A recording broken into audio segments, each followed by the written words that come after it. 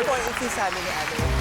Pa-testing pa lang yun. Ano pa kaya pag talagang actual mga dance-off? Top 4. The answers are on the board.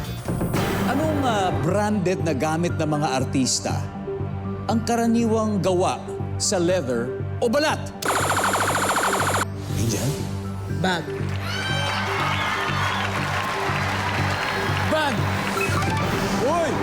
Hoy! Meron pa! Hoy! Okay. Anong branded na gamit ng mga artista ang karaniwang gawa sa leather o balat? Jacket. Sino usually gumagamit ng mga leather jacket sa kanya? Ako. Naman, di ba? Kaya mo nga sinagot eh. O sabi ni Patrick, leather jacket. Nandyan ba leather jacket? Wow! Patrick, pass or play? Play. All right, let's play the final round. First time. First time maglalaro. Pinaka-importanting round pag Liza.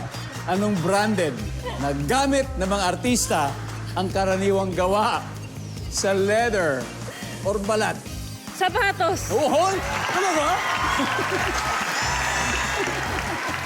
Sabi ni Glyza, sapatos. You got it, you got it. Oh, JM, isa na lang. JM, branded na gamit ng artista na karaniwang gawa sa leather o balat? Sinturon. Sinturon. Pero yung sinturon ko, gawa sa ano eh. Gawa sa tali. Gawa sa tali. Okay, hindi pa tayo sure. Relax. Sabi po nila, sinturon. Ang sabi ng survey ay... Meron yan! Meron yan!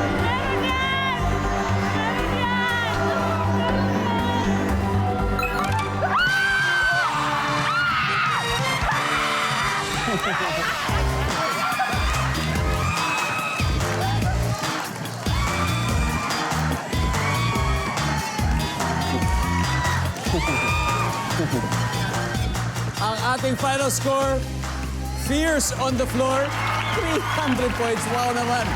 Nadali na si Toron. Masters on the floor, 254. Thank you anyway. You played well. Salamat. MJ, maraming salamat. Thank you po. Thank you, thank you. Coach Jay, maraming salamat. Mag-uwi pa rin kayo ng 50,000 pesos. Thank you very much.